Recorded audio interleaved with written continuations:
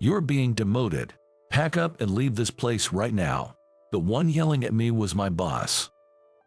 I was unjustly blamed and relegated to work in a factory. One day, leading a dull life without any excitement, something big happened. My name is Jason. I used to work as a businessman in a big company in New York. However, there was a grave error in our department, causing significant losses to a client. It was my boss's fault. I wasn't involved in that deal at all, yet my name was clearly written in the disciplinary report. Of course, I protested. But nobody listened to someone at my level. In the end, despite my objections, I was forcibly relegated to work in the factory. At least I wasn't fired, but I couldn't accept it. Plus, it was in a rather rural area, and I had no experience in factory work, so I was always dragging the team down. The silver lining: I received a generous work allowance, and there was company housing, so my pay actually went up. But the quality of my life went down. No grocery stores nearby, so I depended on online shopping. Thanks to modern convenience, there's a system to leave packages even if you're not home. Though the apartment is old and lacks a concierge, they simply leave packages at the door, which is quite helpful. Basically, I hardly ever go out. All I do is commute between the factory and the apartment. And since the company purchased the entire old complex, only employees live here. In other words, no new experiences, no fun, just the same routine day in and day out. Honestly, it's so dull. Work isn't fun, and I've got no zest for life. It's as if the world has turned gray. I can hardly feel joy or excitement anymore. I thought I might go crazy if things continued this way, so I ordered a puzzle for some entertainment. A fairly large one with 1,200 pieces. I've always loved puzzles, and it's a nice activity to do alone. The next day, a package was propped up against the wall outside my apartment. We don't have package lockers, so parcels are often just left near the entrance. This time, since the box was long and slender, they probably leaned it against the wall to avoid blocking the walkway. I'm so grateful for quick deliveries these days. Or so, I thought. Whoa, what came out of the box was a maid outfit. The kind you'd see in cartoons, a black dress with a white apron and riffles. Hey, hold on, what is this? I don't remember ordering this. Thinking the store sent the wrong item, I rushed to check the shipment status on the website I'd ordered from. Turns out, my order was still in transit. So this package is. In a state of panic, I checked the box, and it's addressed to my neighbor. The package was a rectangular thin box with the recipient's name written on the top. They probably placed the side with the address facing the wall to protect the privacy of the information. I was tired and reflexively thought it was mine without really checking. The address is for next door, and the package was between my place and the neighbor's. Why would they put it in such a confusing spot? I thought in frustration, but I was also to blame for not checking properly. I recall the neighbor's name being Mandy, a completely normal woman. When we'd bump into each other, like during morning trash runs or when leaving for work, she'd always give a polite greeting. Her greetings were not overly cheerful but more on the modest side. Even though her job at the factory was messy, her work clothes were relatively clean. I never worked directly with her in the vast plant, but I've heard she's diligent. She has this image of being rather refined, so why on earth would she buy such a niche outfit? What could she possibly use it for? For a split second, wild thoughts raced through my mind, and I quickly shook my head. This is no time for fantasies. I accidentally opened my neighbor's package. I have to apologize. I neatly folded the maid outfit, put it back in the box, and immediately left my apartment. Turning right after exiting my apartment, there's Mandy's door. Her apartment lights were on. She probably just got home a bit later than I did. I took a deep breath and rang her doorbell. "Hey there." As soon as I called out, Mandy appeared, but instead of looking at her, my eyes were instantly drawn to what was behind her. I was taken aback by the state of her room. Fabric was scattered everywhere, and there were several rolls that looked as thick as rolls of toilet paper. Moreover, in the narrow hallway, there were several mannequins. It honestly looked like a storage room. Is anything strange?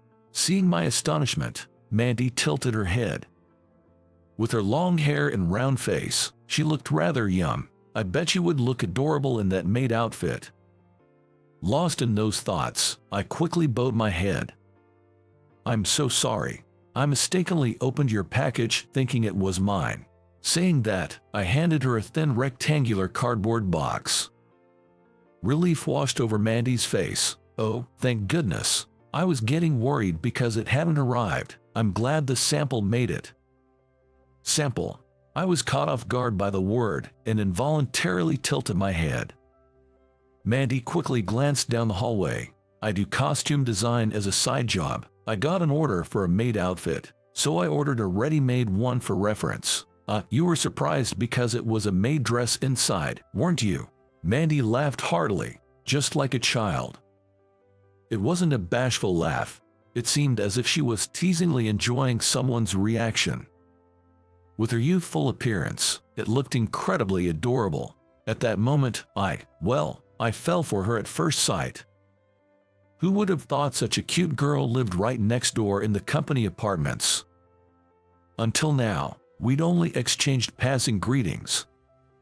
Isn't this a golden opportunity for me? My monotonous days might just change, even if just a bit, right at this moment. That's how starved I was for human connection. Being alone is indeed lonely. I'd love to get to know her more personally. Since we usually don't talk, I desperately wanted to create an opportunity to continue our conversation. Without realizing, I blurted out. "I was surprised, but I thought for a moment that it'd suit someone as cute as you, Mandy." "Really?" she exclaimed. "Also, having a side job like that is impressive. If you're designing costumes, it means you're making clothes, right? You must be really skilled with your hands. I'm quite envious." The ultimate strategy, showering with compliments. I once heard that ladies have a soft spot for that kind of thing. But honestly, if a near stranger told me that a maid outfit would suit me, I'd probably be creeped out. Yet, Mandy seemed pleased and laughed. "I've always been handy since I was young, you know, and our workplace allows side job, right? Initially, it was just a hobby, but I got really into it." Seeing her talk so enthusiastically made me get carried away too. Factory work is physically demanding. It's truly impressive. As for me, I just shuttle between the factory and my room and often find myself with too much free time.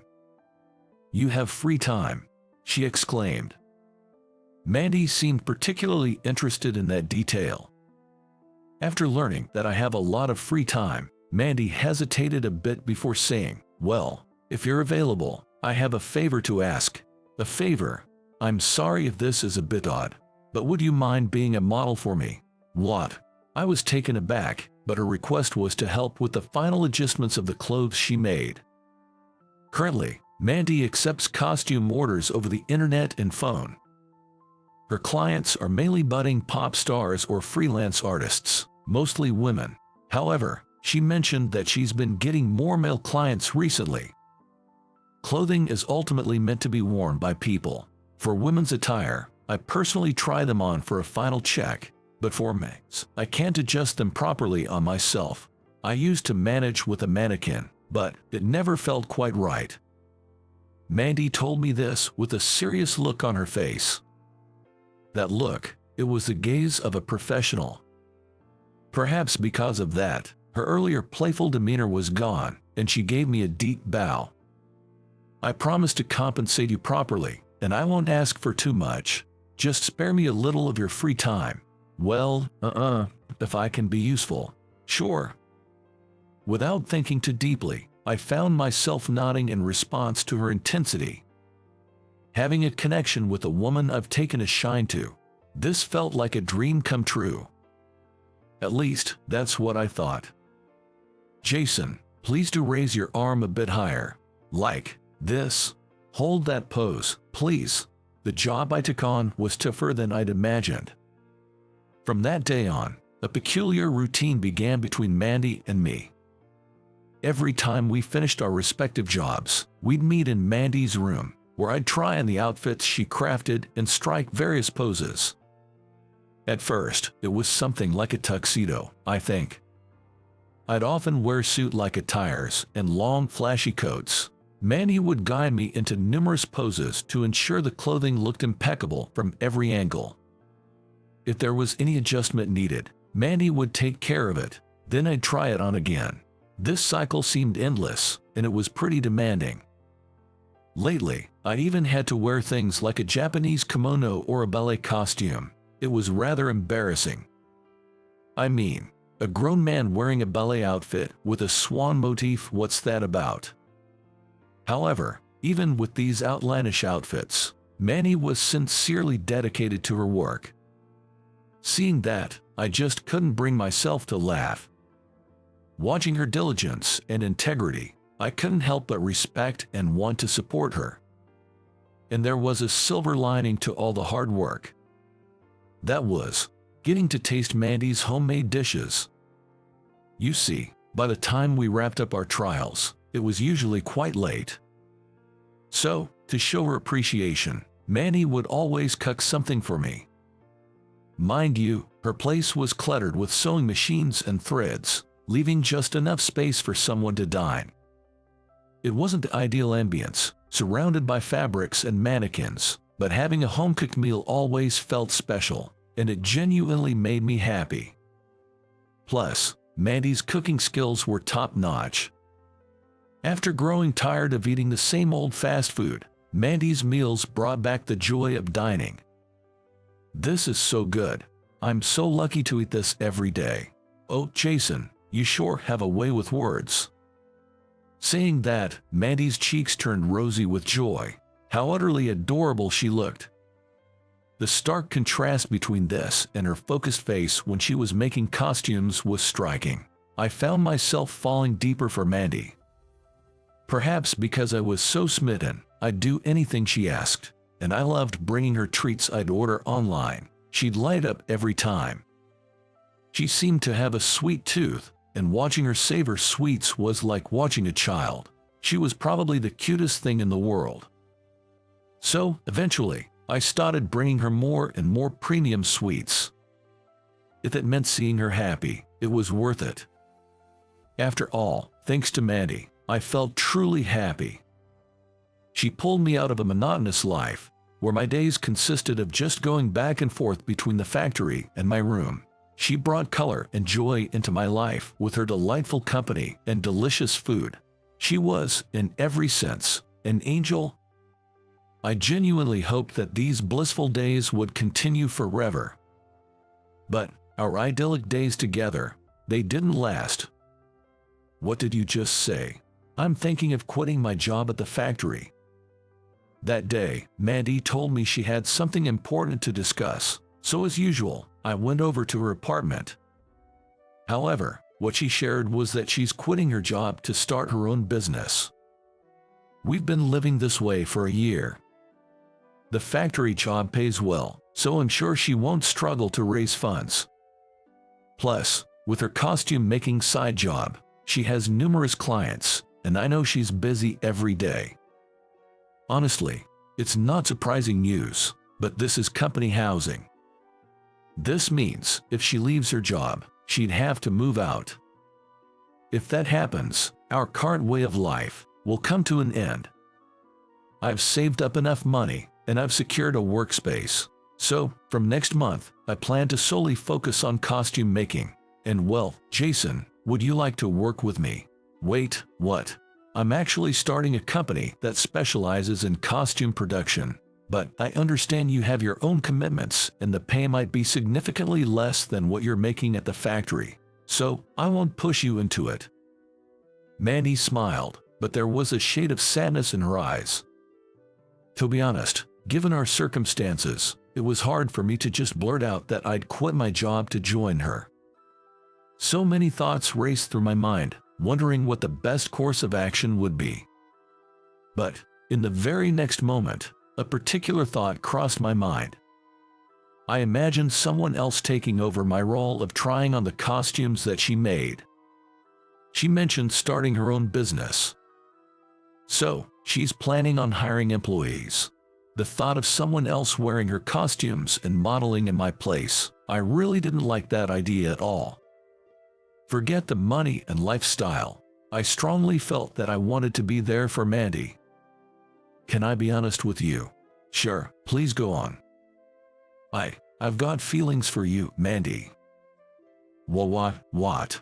My unexpected confession left Mandy in shock, her voice sounding almost comically surprised. I felt embarrassed and found it hard to look her in the eyes. Initially, I just wanted something in common with you. There was a part of me that helped you with ulterior motives, but seeing how dedicated and serious you are about your work, I've come to truly admire that. Given all this, would you really consider hiring someone with conflicted feelings like me by your side? I want to be there for you, Mandy, but I don't want to get in your way. This was my way of showing genuine intentions. Of course, I believe I could have hidden my conflicted feelings and continued being around her. But that would feel like I was deceiving her, especially since Mandy seemed so dedicated to her work. That's why I decided to be honest and let Mandy decide. I was sure she'd despise me for it, but I felt it was dishonest to continue interacting with her without revealing my true feelings. Sure enough, Mandy became silent. I got scared and hesitantly looked her way. I wondered what kind of expression she had. Just when I thought she'd look down on me. To my surprise, Mandy was crying, her face all flushed. "I'm so happy, I'm glad, all my efforts were worth it." Mandy started crying like a child, which sent me into a panic. It seems that Mandy had feelings for me too. "Jason, you've always been so kind and supportive. I've always dreamed of becoming your wife, but all I'm good at is sewing. I'm not great at keeping things tidy, and I wondered what to do. Then I heard that the way to a man's heart is through his stomach. So, I've been working hard to improve my cooking skills ever since. Turns out, just like me, Mandy had always been getting her meals from convenience stores or online delivery. But she wanted to catch my attention, so she secretly started practicing cooking.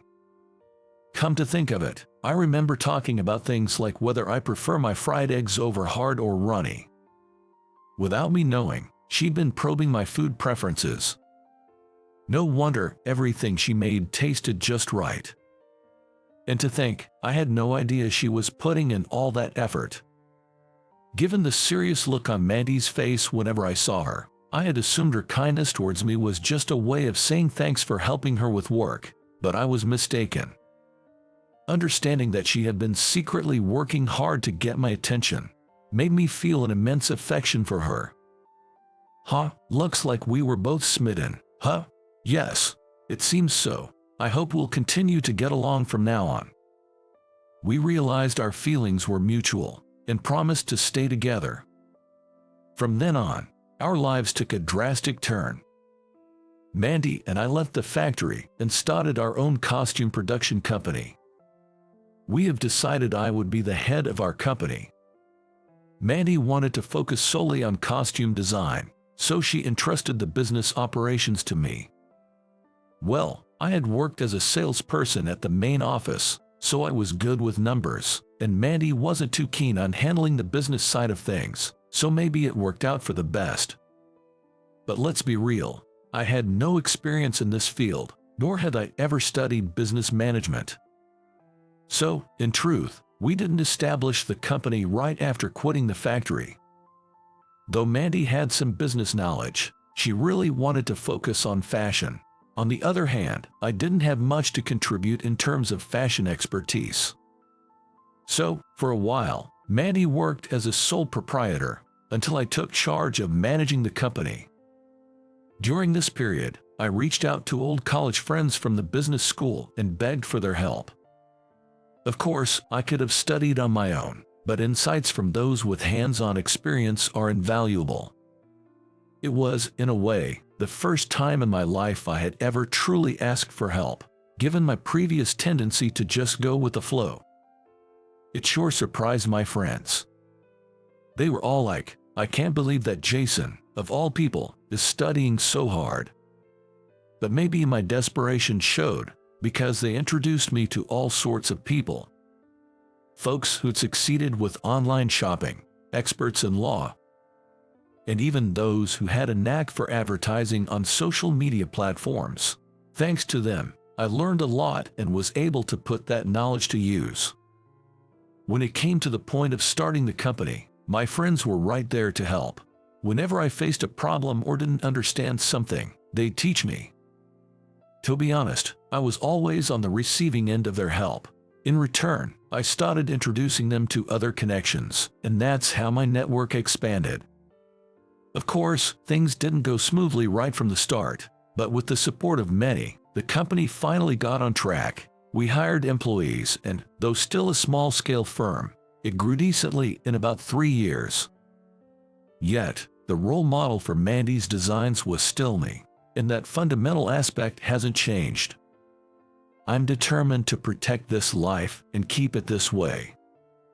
That's the spirit I kept as I managed the company. Once the business settled into a groove, Mandy and I tied the knot. It might have been a bit cliché, but I gave her a ring and said, "I love you." Then, Mandy responded with the brightest smile, putting on the ring and saying, "Me too." Our wedding is still a bit down the road, and currently, Mandy is designing her own wedding dress. I can't wait to see what she looks like in her wedding dress. Accidentally opening that box truly changed my life. From a guy who just went with the flow, I began challenging myself for the one I love, and now I'm the CEO. Some folks around me worried I might be pushing myself too hard, but right now, I'm having a blast. I used to live day by day with no real purpose, but now, I find motivation in doing things for the one I cherish. That, to me, is a beautiful thing. I can confidently say, I'm the luckiest man in the world. How did you like today's story? Hitting that subscribe button and giving a thumbs up would be a great support to our content creation. We're looking forward to your comments as well. See you in the next video.